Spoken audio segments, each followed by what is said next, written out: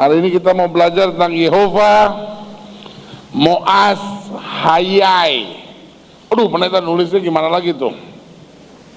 Moaz, Moaz itu M-O-A-Z, Moaz. Lalu Hayai, C-H-A-Y-A-Y, Hayai, Moaz Hayai. Apa artinya tuh pendeta? Moaz, Moaz itu artinya benteng, fortress. Kalau hari-hari ini saudara ikutin berita tentang apa tuh namanya? Kalau hari-hari ini saudara ikutin berita tentang perang di Timur Tengah, saudara pasti sering dengar istilah ini, bunker. Ya kan? Pernah dengar nggak istilah bunker? Jangan on amat, kenapa? Kalau Israel menyerang, maka pasukan Hizbullah akan bersembunyi di bunker-bunker mereka untuk menghindari dari serangan roket atau rudalnya Israel. Dan kalau Hizbullah menyerang Israel, maka penduduk Israel akan sembunyi di bunker-bunker mereka untuk bebas dari bom, rudal atau roket dari tentara Hizbullah. Apa itu bunker? Dalam bahasa Ibrani-nya bunker itu juga sama, Moaz. Jadi Moaz itu adalah tempat persembunyian, tempat yang aman, tempat musuh tidak bisa menyerang saya. Itulah Moaz atau benteng. Sementara Hayai itu artinya hidup, tapi bukan hidup asal hidup, tapi hidup yang penuh kuasa dan hidup yang menyenangkan. Karena awal kata Hayai itu gini, manusia diciptakan dari debu dan tanah, dan setelah manusia diciptakan dari debu dan tanah, maka manusia telah menjadi napas, telah menjadi makhluk hidup. Tetapi waktu itu manusia belum memiliki ruah atau the spirit of God, belum memiliki roh. Kemudian Allah menghembuskan nafas hidup atau nefes hayai. Dan pada saat Allah menghembuskan nefes hayai, Alkitab berkata pada saat itu makhluk itu menjadi makhluk yang hidup. Artinya apa? Artinya dia bisa menikmati segala suasana sorga. Dan bukan hanya itu, mulai saat Allah menghembuskan nafas hidup, dia penuh dengan kuasa. Jadi waktu Alkitab berkata Tuhan adalah benteng, tapi sekaligus Tuhan juga adalah kehidupan buat kita. Apa artinya? Bahwa Yehova Moaz Hayai, kalau saya terjemahkan secara bebas, maka arti lengkapnya itu bicaranya begini. Yehova Moaz Hayai artinya Tuhan membentengi kehidupan kita, sehingga hanya hal-hal yang baik, hal-hal yang penuh kuasa, dan hal-hal yang menyenangkan yang dapat terjadi dalam kehidupan kita. Saya ulangi sekali lagi, Yehova Moaz Hayai itu artinya Tuhan membentengi kehidupan kita, sehingga hanya hal-hal yang baik, hal-hal yang penuh kuasa, dan hal-hal yang menyenangkan yang dapat terjadi dalam kehidupan kita. Amin. Itu yang kita mau pelajari hari ini. Mazmur 27 ayat 1. Tuhan adalah terangku dan keselamatanku, Yehova Ori Veishei. Kepada siapakah aku harus takut? Tuhan adalah benteng hidupku, Yehova Moaz Hayai. Terhadap siapakah aku harus apa? Gemetar. Ketika penjahat-penjahat menyerang aku untuk memakan dagingku. Jadi ingat, meskipun Tuhan membentengi kita, penjahat masih bisa ada di sekitar kita. Masih ada. Jangan saudara pikir karena Tuhan bentengi hidup saudara, lalu saudara nggak akan punya masalah. Setiap kali kita punya masalah, kita complain with God, kita mulai bilang, Tuhan katanya Tuhan benteng hidup saya, kenapa sampai hari ini saya masih menghadapi masalah? Jawaban saya sederhana, walaupun Tuhan membentengi hidup kita, masih ada penjahat di sekitar kita. Orang yang fitnah saudara, orang yang bicara yang buruk tentang saudara, orang yang merancangkan yang jahat buat saudara, orang yang mengkhianati saudara. Tapi ayat ini bilang apa? Ketika penjahat-penjahat menyerang aku untuk memakan dagingku, yakni semua lawanku dan musuhku, dikatakan apa? Haleluya, apa? Mereka sendirilah yang apa? Tergelincir dan jatuh. Ya kan? Artinya Orang percaya kalau kita menyadari Tuhan adalah benteng hidup kita, jangan balas yang jahat dengan yang jahat. Amin. Sama-sama bilang sama saya tidak akan balas yang jahat dengan yang jahat. Iya kan? Hidup Kristen gak usah balas yang jahat dengan yang jahat. Orang mau buat apapun sama kita, kita gak usah panik. Ayat Alkitab bilang apa? Mereka akan tergelincir dan jatuh. Kita akan melihat pembelaan Tuhan yang luar biasa. Berikan tepuk tangan yang meriah. Dalam KUHP, kitab undang-undang hukum pidana, itu ada salah satu pasal yang berbunyi tentang perkataan dan perbuatan yang tidak menyenangkan. Pasal itu hari-hari ini jadi populer. Kenapa? Karena kalau orang berantem terus yang satu bilang gini, setan lu. Nah itu dilaporin ke polisi. Masa dia bilang saya setan? Itu termasuk perkataan dan perbuatan yang tidak menyenangkan. Makanya bapak-bapak hati-hati pak. Bapak-bapak jangan main bilang sama istri, bego lu. Itu termasuk perkataan dan perbuatan yang tidak menyenangkan. Ada satu bapak-bapak kasar sekali. Ini saya udah cerita waktu doa semalam suntuk.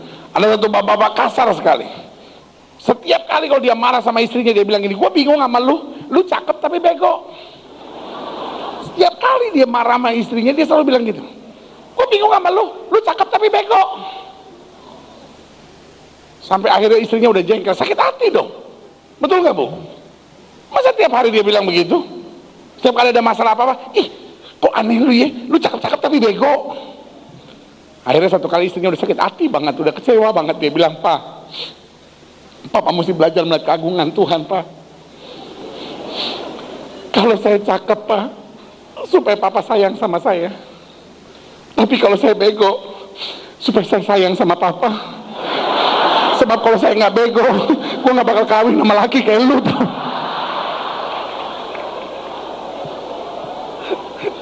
Ini yang ketawa-ketawa yang merasa. Pasti mending pendeta kalau cakep tapi bego, udah jelek bego lagi. Pendeta ini tega, main fisik nih ya. Saudara, makanya suami-suami saya suka bilang jadi suami yang baik pak, jadi suami yang baik. Jangan membuka aib sendiri. Kadang kalau ada suami kalau marah sama istrinya, tolol lu. Sampai istrinya udah jengkel, dia bilang, iya pak, kalau aku nggak tolol nggak kawin sama laki-laki kayak lu, katanya. Istri ada untuk disayang pak, bukan untuk disakiti. Amin. Ibu-ibu semangat sekali, amin. Biarin deh, betis kemeng-kemeng deh gue, yang penting dan laki gue denger nih kayak begini bagus. Ketika penjahat-penjahat menyerang aku untuk memakan dagingku, yakni semua lawanku dan musuhku, mereka sendirilah yang apa? Ingat ya pak ya, ingat ya bu ya, jangan balas yang jahat dengan yang jahat. Gak usah kalau ada apa-apa panik sendiri, gak usah. Mereka sendiri yang tergelincir dan jatuh. Sekalipun tentara berkemah mengepung aku, tidak takut hatiku. Sekalipun timbul peperangan melawan aku, dalam hal itu pun aku apa? Tetap percaya. Satu hal telah kuminta kepada Tuhan, itulah yang kuingini, diam di rumah Tuhan seumur hidupku, menyaksikan kemurahan Tuhan dan menikmati bait-Nya. Sebab Ia melindungi aku dalam pondok-Nya pada waktu bahaya. Ia menyembunyikan aku dalam persembunyian di kemah-Nya. Ia mengangkat aku ke atas gunung batu. Haleluya. Di mana kita akan tinggal? Di gunung batu. Amin. Sama-sama bilang sama saya ada di atas gunung batu. Kalau kita ada di gunung batu, kira-kira badai bisa menggoncangkan kita nggak? Kalau kita di gunung batu, kira-kira gempa bisa menggoyahkan kita nggak? Kalau kita ada di gunung batu, kira-kira tsunami bisa mencapai kita nggak? Kalau kita di gunung batu, badai boleh datang, angin ribut boleh melanda, kita tetap tenang karena kita berdiri tegak di atas gunung batu. Kekuatan kita yaitu Allah Juru Selamat kita. Ayat 6, maka sekarang tegaklah kepalaku mengatasi musuh sekeliling aku. Dalam kemahnya aku mau mempersembahkan korban dengan sorak-sorai. Aku mau menyanyi dan bermazmur bagi Tuhan. Ayat 7, dengarlah Tuhan seruan yang kusampaikan, kasihanilah aku dan jawablah aku. Hatiku mengikuti firman-Mu, carilah wajah-Ku, maka wajah-Mu ku cari ya Tuhan. Janganlah menyembunyikan wajah-Mu kepadaku, janganlah menolak hamba-Mu ini dengan murka. Engkaulah pertolonganku, janganlah membuang aku dan janganlah meninggalkan aku ya Allah penyelamatku. Ayat yang ke-10 kita baca sama-sama, 1, 2, 3. Sekalipun ayahku dan ibuku meninggalkan aku, namun Tuhan menyambut aku. Pertanyaan saya buat saudara sederhana. Kalau saudara baca ayat-ayat bacaan ini, kira-kira yang timbul dalam pikiran saudara, Daud lagi senang atau lagi susah? Hah? Kalau saudara baca ayat-ayat bacaan ini dengan baik-baik, kira-kira Daud itu hatinya sedang bersorak atau hatinya sedang cemas? Kira-kira dia sedang tertawa atau dia sedang menangis? Saya percaya dari ayat-ayat bacaan ini kita bisa belajar Daud lagi susah, Daud lagi banyak masalah. Bahkan sampai dia bilang begini, sekalipun ayahku dan ibuku meninggalkan aku. Ayah dan ibu artinya apa sih? Ayah dan ibu artinya apa sih? Orang tua. Ya ilaha illallah, gue juga tahu kalau soal itu mah. Maksud saya kalau jawab yang berkualitas sedikit. Udah keras, malu-maluin lagi. Saudara, kalau ayah dan ibu namanya orang tua, nenek-nenek umur 98 namanya orang tua. Maksud saya agak berkualitas kenapa? Yang ada hubungannya dengan ayat ini, ayah dan ibu tuh maksudnya apa? Bagi saya, ayah dan ibu itu adalah benteng terakhir. Apa artinya benteng terakhir? Kalau lu sampai akhirnya udah nggak punya makan, akhirnya pulang ke rumah orang tua, mak, nggak apa-apa mak ya, nginep sini dulu ya mak, belum dapat kerjaan mak, sementara aja mak nginep sini. Emang berapa lama lo mau di sini? Ya sebentar aja mah, 3 tahun aja mah. Itu mah bukan numpang mah, udah ngontrak kalau 3 tahun. Walaupun orang tua nyap-nyap. Gue juga udah bilang apa, makanya lu jangan kawin sama si Abun itu. Dari hidungnya kembang kepis aja gue udah tahu masa depannya suram. Setiap kali gue lihat si Abun, hidungnya berkeringat, hidungnya berkeringat, hidungnya berkeringat. Itu artinya masa depannya gelap. Apalagi hubungannya hidung berkeringat sama masa depan gelap?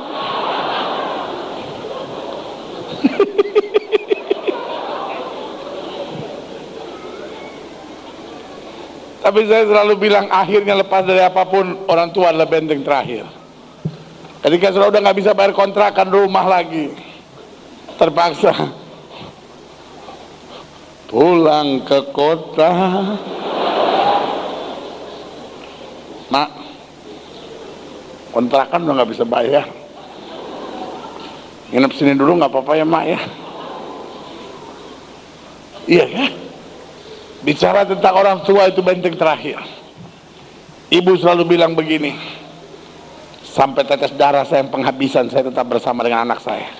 Semua orang mau ninggalin anak saya, semua orang apa, saya tetap bersama dengan anak saya. Itulah kalimat seorang ibu. Seorang bapak akan berkata, pendeta saya kerja setengah mati, saya banting tulang, saya peras keringat, saya putar otak, mudah-mudahan tetap normal itu otak putarannya, demi anak-anak saya. Tapi yang Daud mau maksudkan di sini adalah, meskipun benteng terakhirku goyah, meskipun benteng terakhirku tidak bisa lagi aku andalkan, aku tetap tidak pernah perlu khawatir, aku pun tetap tidak pernah perlu takut, karena aku punya Allah sebagai benteng hidupku yang tidak pernah akan goyah. Haleluya, amin. Pertanyaannya, siapa yang akan dibentengi oleh Tuhan? Tadinya saya selalu berpikir orang yang akan dibentengi oleh Tuhan adalah orang yang sempurna. Tadinya selalu saya berpikir orang yang dibentengi Tuhan adalah orang yang tidak pernah salah. Tadinya selalu saya berpikir bahwa orang yang dibentengi Tuhan adalah orang yang hidupnya kudus dan tidak pernah ada dosa dalam hidupnya. Saya pikir itulah orang-orang yang akan dibentengi Tuhan. Tetapi kalau kesimpulan saya benar, maka saya harus jujur bilang sama saudara pada sore hari ini, bahwa hidup ini terlalu berat. Kenapa? Karena sulit buat kita dibentengi Tuhan, karena syaratnya terlalu berat. Tetapi saya pelajari, akhirnya saya menemukan jawaban. Ternyata bukan hanya orang sempurna, bukan hanya orang yang tidak pernah buat kesalahan, bukan hanya orang yang tidak punya kekurangan yang akan dibentengi oleh Tuhan.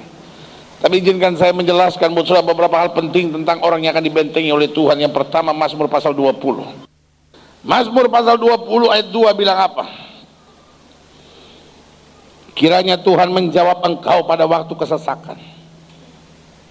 Kiranya nama Allah Yakub membentengi engkau. Haleluya. Kiranya dikirimkannya bantuan kepadamu dari tempat kudus, dan disokongnya engkau dari Sion. Kiranya diingatnya segala korban persembahanmu, dan disukainya apa? Korban bakaranmu. Saya simpulkan dengan kalimat sederhana. Siapa orang yang akan dibentengi oleh Tuhan? Orang yang berseru pada Tuhan dengan hati yang hancur. Siapa orang yang dibentengi oleh Tuhan? Orang yang berseru kepada Tuhan, orang yang datang kepada Tuhan dengan hati yang hancur. Dengan lain kata, meskipun kau bersalah, meskipun kau berdosa, meskipun kau banyak kekurangan dan kelemahan, meskipun kau pernah jatuh, meskipun kau pernah melewati masa-masa yang jahat, tetapi jika akhirnya kau sadar, engkau datang, kau bertobat, kau berseru, engkau menyerukan imanmu kepada Tuhan, engkau datang dengan hati yang hancur, saya percaya Allah tidak pernah gagal menolong, membela, dan mengerjakan mujizat. Berikan tepuk tangan yang meriah buat Tuhan. Alkitab berkata, hati yang hancur tidak kau pandang hina ya Allah. Amin. Dengar, Alkitab bicara tentang Bartimeus. Siapa Bartimeus? Dia seorang pengemis buta. Tidak ada dalam catatan Alkitab bahwa dia seorang yang sudah bertobat, sudah dibaptis, sudah terlibat dalam pelayanan. Tidak pernah tercatat dalam Alkitab bahwa Bartimeus adalah seorang yang rajin beribadah. Kita tidak pernah mendapat catatan khusus tentang ibadah dari Bartimeus. Tapi saudaraku dengar, waktu dia tahu Yesus lewat, dia tahu dia punya masalah, dia tahu Yesus sanggup melakukan segala perkara, dia berteriak, Yesus anak Daud kasihanlah aku. Jesus the son of David, have mercy on me. Yesus anak Daud, berbelas kasihanlah kepada aku. Saudaraku yang kasih dalam Tuhan, orang banyak suruh dia diam, dan apa yang terjadi? Dia berteriak lebih keras lagi. Apa yang terjadi sebetulnya? Dia sedang datang kepada Tuhan dengan hati yang hancur. Mungkin air matanya mengalir karena dalam hatinya dia berpikir, saya mau datang kepada Tuhan di tengah penderitaan saya, kenapa tidak ada orang yang mau menerima saya? Tapi ini yang saya mau beritahukan kepada Tuhan. Dia berteriak, Yesus anak Daud kasihanlah aku. Orang banyak suruh dia diam, dia tidak mau peduli. Dia berteriak lebih keras lagi, Yesus anak Daud, belas kasihan atas aku. Jesus the son of David, have mercy on me. Yesus anak Daud, berbelas kasihanlah kepada aku. Dia datang dengan hati yang hancur. Dan ini yang saya mau jelaskan buat saudara. Orang yang datang pada Tuhan dengan hati yang hancur tidak pernah dipermalukan oleh Tuhan. Berikan tepuk tangan yang meriah buat Tuhan.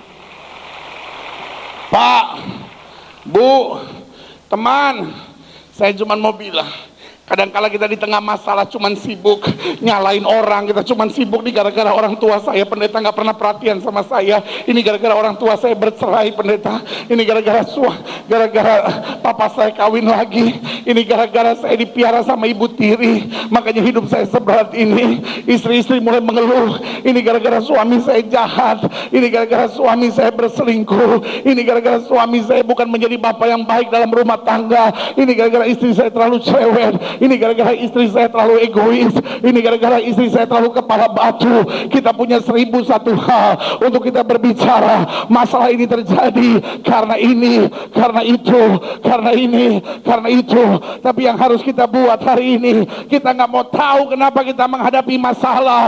Kita cuma datang pada Tuhan. Senjata terbesar kita lipat tangan, kita tutup mata, kita berlutut pada Tuhan, dan kita tahu orang yang datang dengan hati yang hancur ditolong, dijamah, dipelihara, diberkati, dan menerima mujizat dari Tuhan. Haleluya. Sama-sama bilang sama saya, Yesus sayang sama saya. Sama-sama bilang sama saya, Yesus sayang sama saya.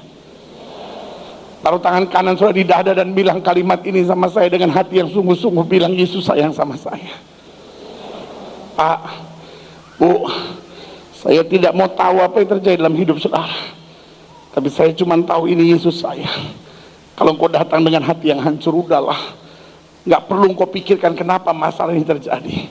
Cukup bilang, Yesus, aku tahu engkau sanggup lakukan segala perkara. Rumah tanggamu nggak akan hancur, Pak. Rumah tanggamu nggak akan hancur, Bu. Anak-anakmu nggak akan menderita, Pak. Anak-anakmu nggak akan menderita, Bu. Teman, hari depanmu nggak akan gelap. Asal kau datang dengan hati yang hancur mencari Tuhan. Apa yang tidak pernah kita pikirkan itu yang Tuhan sediakan buat orang yang takut akan Tuhan. Sama-sama bilang sama saya, Allah saya luar biasa. Alkitab sampai berkata begini, air mata orang benar ditampung dalam kirbatnya Tuhan. Amin. Alkitab bicara wanita pendarahan datang pada Yesus. Dengar, 12 tahun dia pendarahan.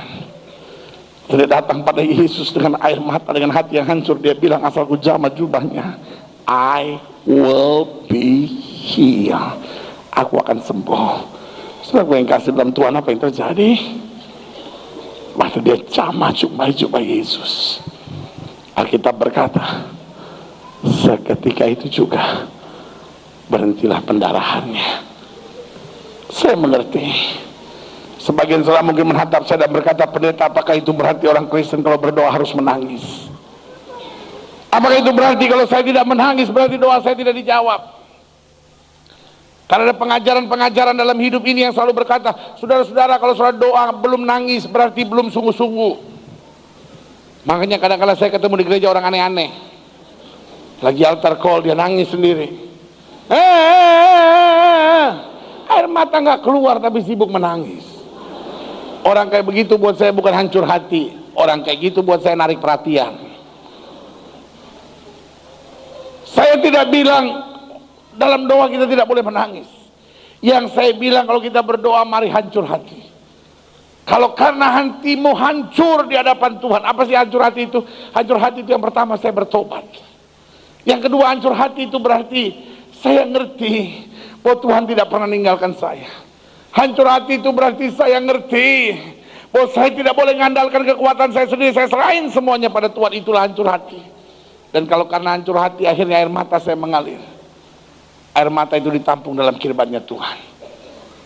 Tetapi kalau karena hancur hati, tapi air mata saya tidak mengalir, tetap doamu diperdulikan oleh Tuhan.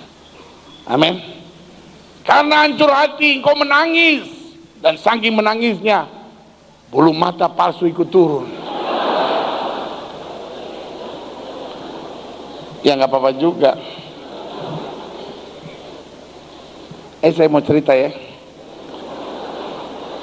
Tapi sudah jangan cerita orang-orang ya. Ini cuma antara kita aja, ini rahasia sebetulnya. Cuma kan saya udah bilang tiap minggu kita ketemu, masa di antara kita harus ada dusta? Saya lagi tulis satu buku. Judulnya Dua Hati Sejuta Rasa. Iya, itu bicara tentang pedoman praktis berpacaran dalam terang firman Kristus. Tapi judulnya itu yang saya deman itu, Dua Hati Sejuta Rasa. Saya bilang sama penjualnya, ini kalau beli buku ini buku berbahaya, karena buku ini buku panduan praktis bagaimana berpacaran yang sehat. Dilarang kelas untuk bapak-bapak. Kalau sampai bapak-bapak beli dan dia mau coba mempraktekkan firman itu, repot saya. Ya kan? Nanti bapak-bapak beralasan sama istrinya, mah, Alkitab berkata bahwa iman tanpa perbuatan pada hakikatnya mati. Saya sudah baca bukunya, saya harus melakukan dalam perbuatan saya kesehari-harian. Repot saya, saudara-saudara. Ya kan? Saya punya beberapa buku, setiap kali saya perkenalkan buku itu selalu saya bilang, saudara-saudara, ini buku haruslah praktekkan dalam kehidupan saudara sehari-hari, kecuali yang satu itu. Karena kalau sampai bapak-bapak mempraktekkannya dalam kehidupan sehari-hari, bininya bilang, pendeta, suami saya aneh pendeta. Semenjak dia beli buku Dua Hati Sejuta Rasa, tiap hari dia pakai minyak wangi sekarang. Minyak wangi habis dia pakai itu. Baygon.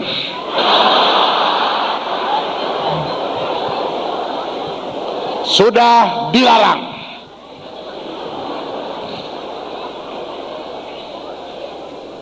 Hah? Sudah dilarang? Itu yang bikin iklan salah tuh. Mestinya yang bikin iklan orang Irian. Sudah dilarang kah? Orang Jawa bilang sudah dilarang. Orang Irian bilang gini, apa? Sudah dilarang kah? Kakak, sudah dilarang kah? Saya mau cerita dulu ya. Tapi saudara janji jangan cerita-cerita sama orang lain. Nanti dibilang saya suka cerita-cerita lagi di mimbar. Pokoknya ini urusan kita berdua ya. Pulang nanti kalau tanya Gilbert cerita apa? Itu bahwa Bartimius datang dengan hati yang hancur. Yang ini cuma untuk kalangan sendiri. Saya kalau ada yang saya tahu, saudara belum tahu rasa berdosa saya. Jadi gini. Satu kali kan saya KKR, tapi bukan di Jakarta, bukan daerah lain, di daerah lain. Jadi saya lagi KKR. Altar kalau kan banyak orang maju, ada ibu-ibu satu, dia punya sanggul tinggi sekali. Dia punya sanggul tinggi sekali, sampai malaikat mau datang mentok di situ. Iya, dia punya sanggul tinggi sekali. Itu kalau mau masuk gereja mesti nunduk dulu, kalau nggak nyangkut. Iya, itu sanggulnya tinggi sekali. Dia maju ke depan, mau didoain.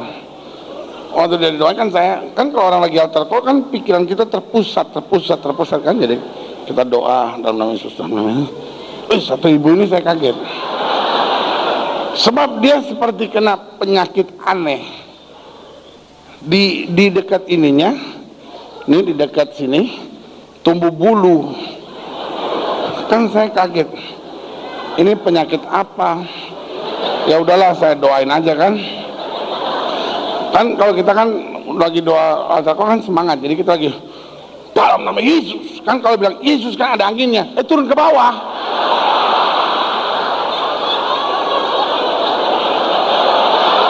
Jadi saya liatin, maksudnya saya kan liatinnya apa gitu kan. Coba saya, bulu mata palsu. Dalam hati saya untung belum saya tengking. Kan kalau saya tengking dalam nama Yesus, roh-roh yang menyebabkan tumbuhnya bulu di pipi, aku tolak dalam nama Yesus. Malaikat di samping saya langsung gini, on banget lu. Bulu mata palsu. Lu lihat dong yang benar.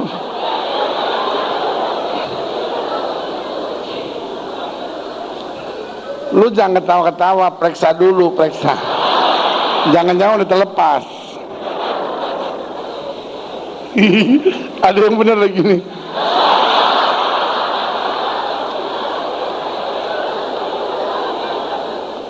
Jadi bukan soal nangisnya.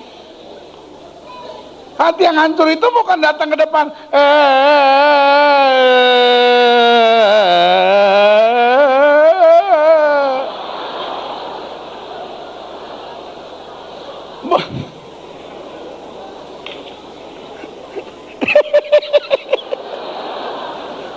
Ini orang-orang diberkati sekali nih, bayangin. Dia orang yang baik sama pendeta, dia nggak tahan lihat saya di mimbar kesepian. Dia turut menemani saya di. Aduh, kamu dapat berkat-berkat Nabi ya, haleluya ya. Ini juga ya diberkati. Alkitab bilang segelas air sejuk saja untuk seseorang karena nama Tuhan diberkati, upahnya upah Nabi. Apalagi duduk menemani pendeta di mimbar yang kudus.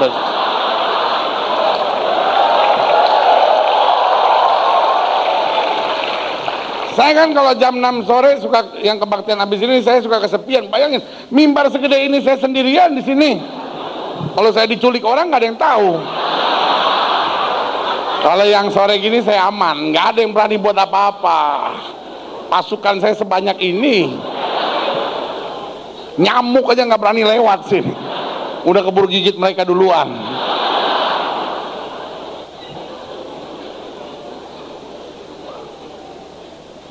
Pak, Bu, menghadapi apapun, kita punya senjata.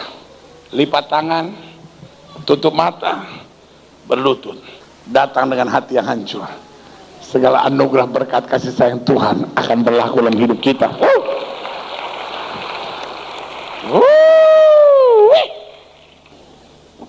Senang hati saya.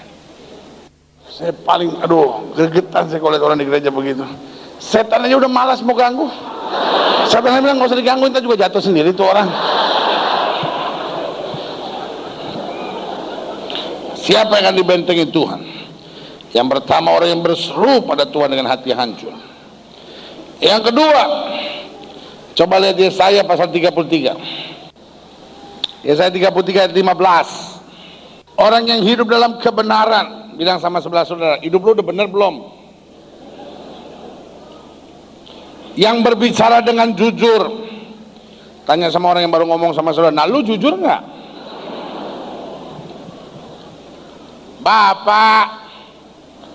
Pak, sekarang saya mau tanya sama bapak-bapak, ibu-ibu nggak usah ikut campur.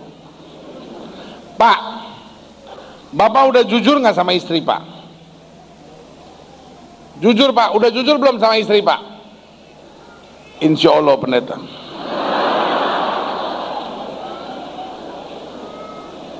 Bu, sekarang giliran ibu-ibu. Ibu-ibu udah jujur belum sama suami Bu? Begini pendeta, kita sebagai wanita ya pendeta selalu jujur sama suami, kecuali kalau kepepet. Cuman ya kebetulan kecualinya agak banyak. Anak-anak lu udah jujur belum sama orang tua lu? Udah jujur aja diomelin. Terpaksa kadang-kadang kita nggak jujur aja supaya nggak diomelin. Nah ada anak bilang sama mamanya, "Mah, minta duit dong." "Untuk apaan?" "Praktikum biologi." "Berapa emang?" 200.000 beli kodok.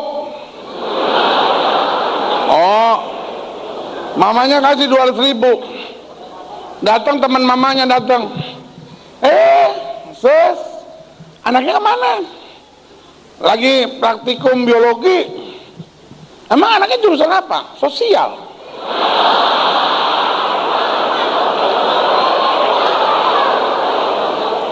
Mana ada jurusan sosial ada biologinya? Biologi akuntansi. Semacam aja. Anaknya kelewatan, mamanya on itu mah. Jujur. Anak muda lu pacaran udah jujur belum? Kalau bapak lu punya bengkel, bilang punya bengkel. Aneh, bapaknya punya bengkel. Hari-hari dia kalau pacaran ganti mobil. Nanti naik Volvo, nanti naik Mercy, nanti naik BMW. Tanyain sama pacarnya, lu kok ganti-ganti melulu? Gue suka gitu sih, nggak betah pakai satu gitu.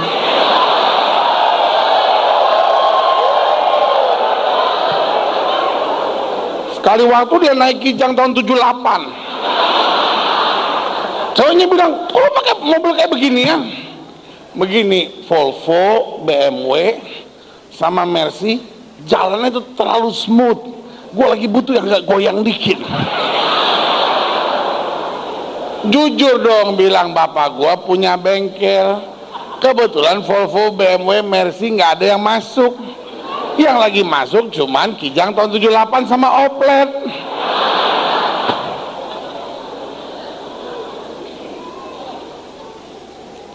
Jujur. Yang pedagang-pedagang nih, yang bisnismen nih udah jujur belum?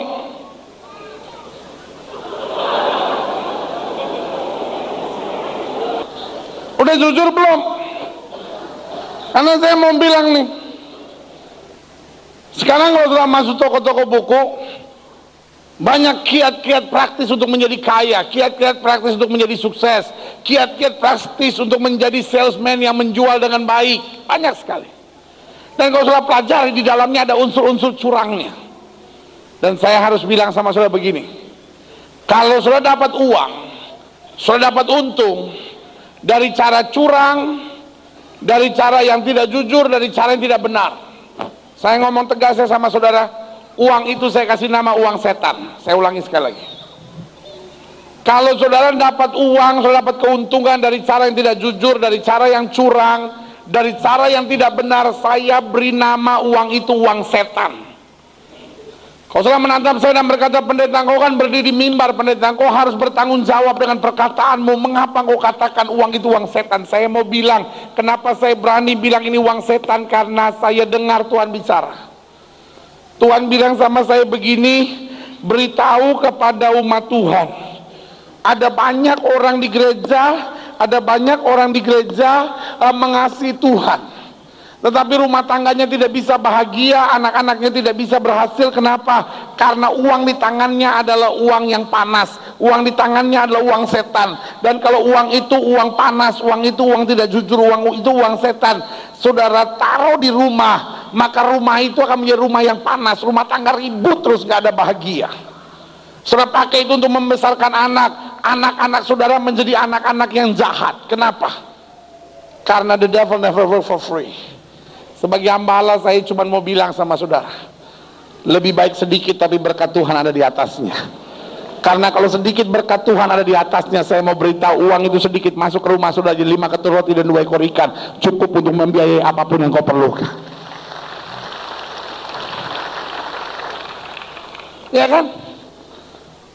Kalau itu uang setan, dibawa lari jin, sama kuntilanak, sama tuyul-tuyul semua bawa lari, ya kan? Iya, makanya uang itu harus uang berkat. Amin. Ada orang tanya sama saya, pendeta, hamba Tuhan boleh pakai jin nggak? Hamba Tuhan boleh pakai celana jin nggak? Saya bilang, celana orang aja dia nggak boleh pakai, apalagi celananya jin. Ada yang bilang, enggak, ini masih celana bulu jin lagi. Yang mana? Kalau hamba Tuhan pakai celana jin, jinnya pakai celana pendek dong kalau begitu. Semacam aja. Tapi emang bahasa Indonesia suka aneh-aneh, Ada anak kecil baru masuk SD kelas 1. Kan minggu kemarin, 2 minggu lalu baru masuk sekolah tuh. Jadi kalau anak kelas 1 SD umur berapa sih? 6 tahun ya? 6 atau 7? 6 ya? 6 kelas 1 SD. Jadi dia hari pertama masuk sekolah, kan biasa kan kalau hari pertama masuk sekolah dapat buku pelajaran. Buku pelajaran sama buku sekolah, buku apa tuh? Buku tulis. Kan sekarang kan kalau buku tulis biasanya udah ada nama sekolahnya. Misalnya SD Karya Kasih, bukunya seragam tuh, satu SD itu semua sama bukunya, cuman ada tulisannya, tinggal mesti kasih nama kan. Jadi dia pulang, ibunya tanya, tadi di sekolah gimana sayang?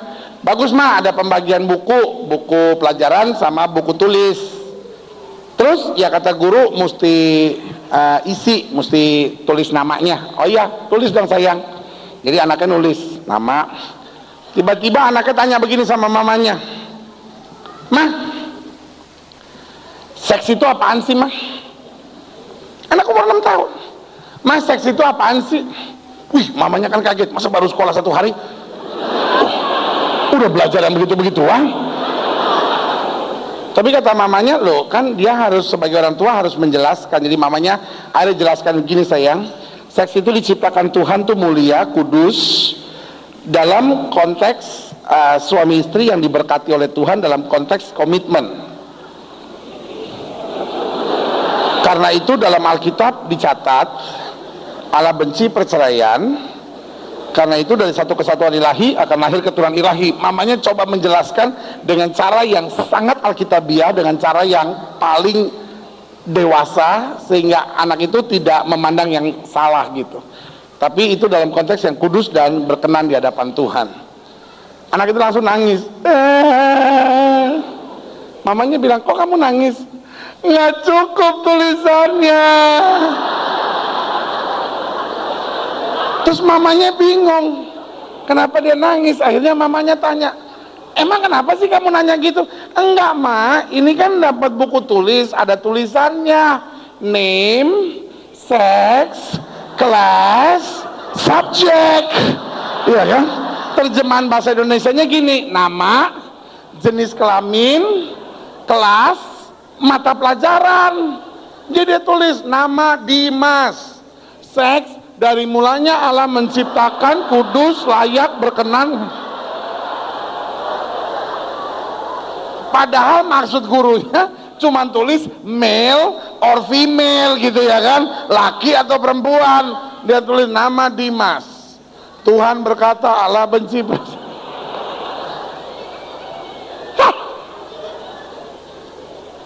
Karena kadang-kadang bahasa Indonesia aneh-aneh. Sana jin lah. Ini lagi. Ayat 15 bilang apa? Orang yang hidup dalam kebenaran yang berbicara apa? Sama-sama bilang sama saya, hidup saya harus benar. Sama-sama bilang sama saya, hidup saya harus jujur. Orang yang hidup dalam kebenaran yang berbicara dengan jujur, yang menolak apa? Untung hasil pemerasan, yang mengebaskan tangannya supaya jangan menerima suap, yang menutup telinganya supaya jangan mendengarkan rencana penumpahan darah, yang menutup matanya supaya jangan melihat kejahatan. Ayat 16, dengar. Dialah seperti orang yang apa? Tinggal aman di tempat-tempat yang tinggi. Sama-sama bilang sama saya, tempat tinggal saya aman. Kita tidak akan dirampok, kita tidak akan dijarah, kita tidak akan mengalami malapetaka, mara bahaya. Tempat tinggal kita aman. Amin. Rumah tangga keluarga kita bahagia karena tempat tinggal kita aman. Bentengnya ialah kubu di atas bukit batu, artinya tempat tinggal kita aman. Dan yang kedua, hidup kita haleluya, dibentengi. Makanya saya selalu bilang orang Kristen gak bisa dihipnotis, orang Kristen gak bisa disantet, orang Kristen gak bisa diserang kuasa-kuasa kegelapan, orang Kristen tidak bisa diserang dengan segala berbagai macam kutuk. Kenapa? Karena tempat tinggal kita aman, hidup kita dibentengi oleh Tuhan. Selanjutnya dikatakan apa? Rotinya disediakan,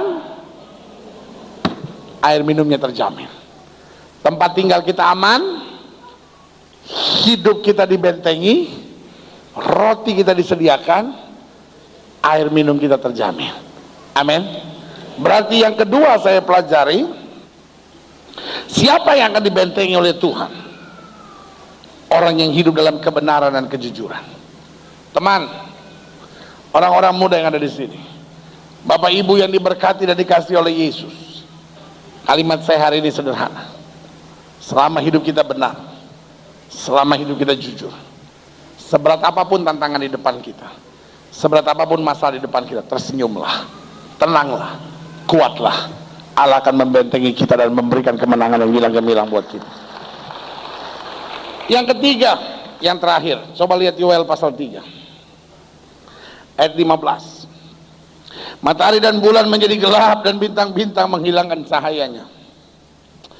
Tuhan mengaum dari Sion, dari Yerusalem, Ia memperdengarkan suaranya. Dan langit dan bumi bergoncang, tetapi apa? Tuhan adalah tempat perlindungan bagi umatnya.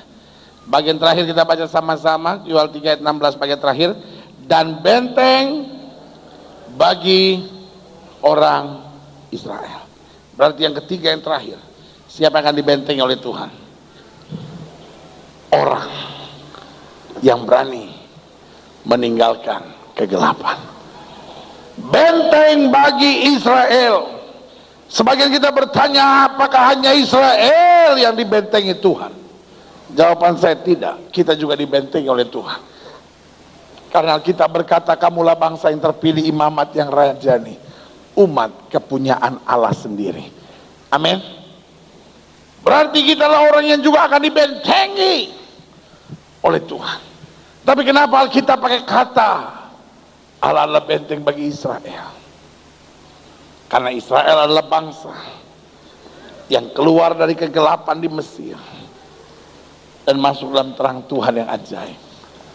Hari ini sebagai hamba Allah, saya hanya mau tegaskan dan mau ingatkan buat saudara, Tuhan bukan hanya membentengi orang sempurna, orang benar, orang yang tidak ada kekurangannya, tapi Tuhan juga membentengi orang-orang yang meninggalkan kegelapan. Artinya tadinya dia boleh saja tidak benar, tadinya boleh saja dia jahat, Tapi kalau dia mau berbalik, Tuhan akan membentengi hidupnya.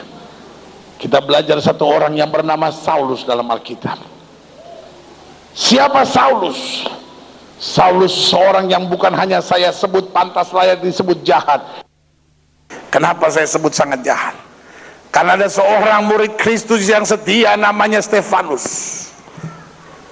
Stefanus tidak buat salah, Stefanus tidak buat jahat, tapi Stefanus ditangkap dan dirajam pakai batu sampai mati. Dan otaknya adalah Saulus. Tetapi kemudian Saulus bertobat. Inilah kalimat Saulus: aku melupakan apa yang ada di belakangku dan mengarahkan diri kepada apa yang ada di hadapanku. Karena itu dia bersaksi, dia berkata begini, dari sekalian rasul, akulah rasul yang tadinya paling hina, tetapi kemudian aku ada karena aku ada, semata-matanya karena anugerah Allah.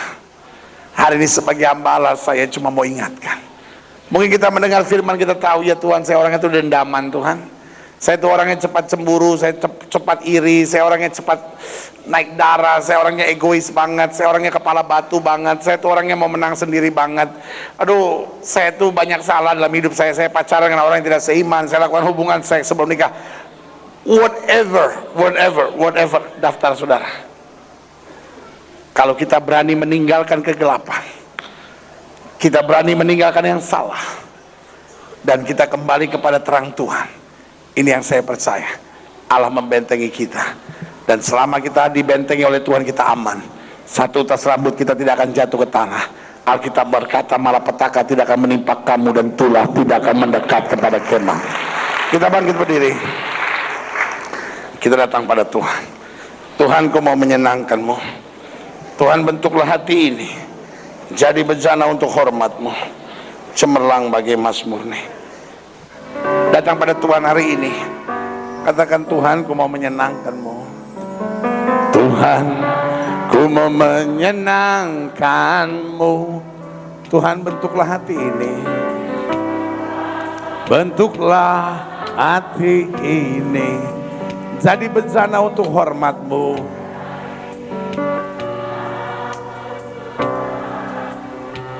Cemerlang bagai emas murni.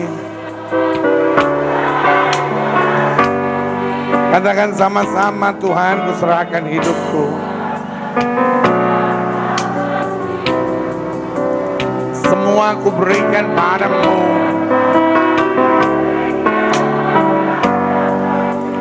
Kuduskan hingga tulus selalu.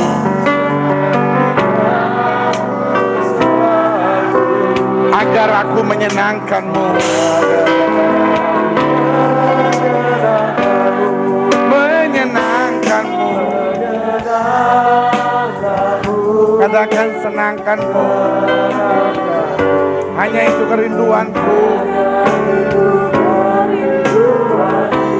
Sama-sama katakan, menyenangkan-Mu. Senangkan hati-Mu.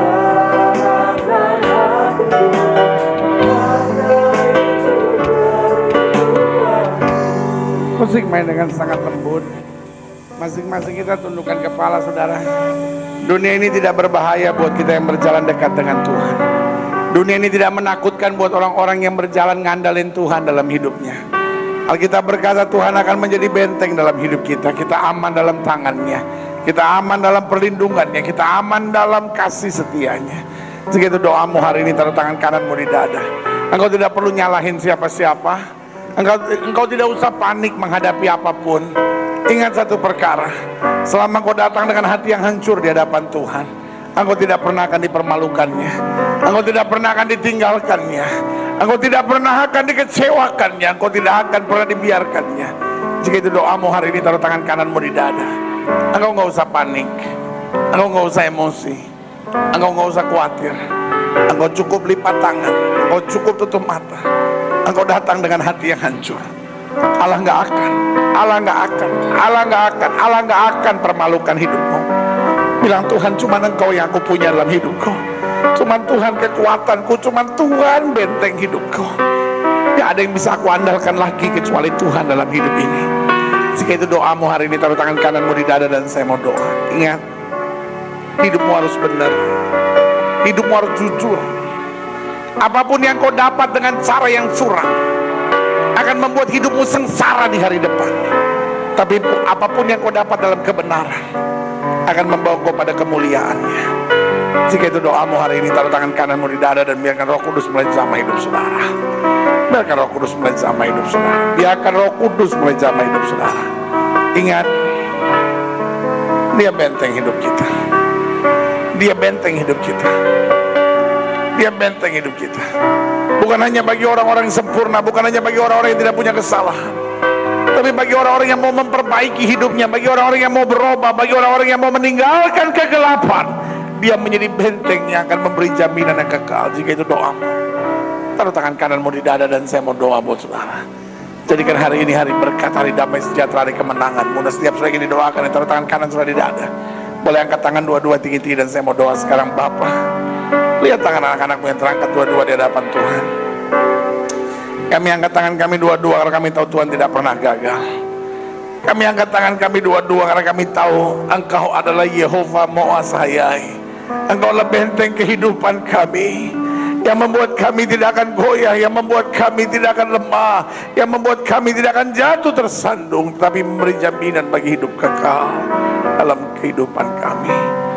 Bapak lihat tangan-tangan yang terangkat, Bapak lihat hati yang terbuka, Bapak lihat satu persatu yang berseru kepada Tuhan. Bentengi hidup kami. Kalau bukan Tuhan yang membentengi kami bisa aja gak kuat, kami bisa aja jatuh, kami bisa aja terpengaruh. Tapi selama Tuhan yang membentengi kami, hidup kami aman dalam tangan-Mu Allah. Terima kasih Bapa. Terima kasih Bapa. Terima kasih Bapa. Terima kasih. Terima kasih Bapa. Haleluya. Hamba juga doa buat yang sakit, karena hamba percaya kesembuhanlah hak mutlak kami sebagai orang percaya. Setiap orang yang sakit dengar firman Tuhan. Alkitab berkata, tanda-tanda ini akan menyertai orang percaya, bahwa mereka akan tumpang tangan buat yang sakit dan yang sakit akan disembuhkan. Jika engkau sakit dan kau percaya kuasa kesembuhan Tuhan dengan iman, letakkan tangan kananmu di bagian tubuhmu yang sakit. Angkat tangan kirimu ke atas sebagai tanda kau bergantung, percaya, berharap sepenuhnya pada Tuhan. Kita doa. Bapa, janji-Mu ya dan amin itu kami percaya. Firman-Mu berkata orang percaya akan tumpang tangan buat yang sakit dan yang sakit akan disembuhkan. Dengan iman kami praktekkan firman Tuhan ini. Kami letakkan tangan kanan kami di bagian tubuh kami yang sakit. Kami tolak sakit penyakit, kami tolak kelemahan tubuh, kami tolak cabutan kegelapan, kami patahkan kuasanya di dalam nama Yesus. Setan sakit penyakit, kau tidak punya kuasa atas tubuh orang percaya. Karena tubuh kami telah dibeli dengan harga yang mahal, itu darah Yesus. Kalau darah yang tercurah, tubuh kami lepas Roh Kudus, bukan tempat penyakit. Kami perintahkan keluar dalam nama Yesus. Kuasa kesembuhan, berkat, mujizat mulai terjadi. Karena kami percaya, haleluya, Yesus kami tidak pernah berubah dulu, kemarin, hari ini, dan sampai selama-lamanya. Dengan iman kami nyatakan, oleh bilur Yesus kami yang percaya sudah disembuhkan. Terima kasih Bapak. Setiap saudara sudah doakan untuk kesembuhan, tanamkan dalam rohmu, aku sembuh oleh bilur Yesus. Jangan bimbang, Dia sumber kesembuhan kita, dan sesuai dengan iman kita akan jadi pada kita. Dia Yehova Moasayai. Dia benteng hidup kita, Dia bentengi kita dari yang jahat, dan Dia bentengi kita agar kita menerima kuasa, kemenangan, sukacita, damai sejahtera. Silakan turunkan tangan Tuhan, berkati Bapa. Ke dalam tangan Tuhan yang kuat, Hamba menyerahkan jemaat-Mu, pagar bentengi, sehingga mulai hari ini mereka boleh jalan dekat sama Tuhan. Hari-hari mereka hari-hari yang penuh mujizat. Apa aja yang mereka kerjakan berhasil dalam nama Yesus. Mereka nggak turun tapi naik. Jalan mereka boleh penuh dengan berkat, dan hidup mereka boleh senantiasa meninggikan nama Yesus. Maka digenapkan firman-Mu dalam hidup mereka, bahwa satu orang bertobat, seluruh isi rumah tangga diselamatkan. Sehingga kami semua dapat berkata, aku dan sisi keluarga aku, kami melayani Tuhan. Kami bangga punya Tuhan seperti Yesus, dan kami mau setia. Tutup mata kita, angkat tangan kita dua-dua. Nyanyikan pujian sekali lagi, katakan, Tuhan, aku mau menyenangkan-Mu. Haleluya.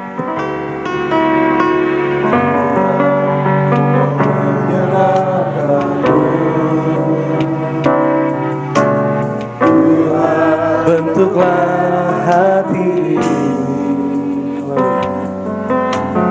jadi bejana untuk hormat-Mu. Biarlah bagai emas murni. Tuhan, ku serahkan hatiku. Tuhan, ku serahkan hatiku. Semua ku berikan padamu. Semua ku berikan padamu. Kuduskan, kuduskan Dia tulus selalu, agar aku menyenangkan, agar aku menyenangkan. Mari sama-sama katakan.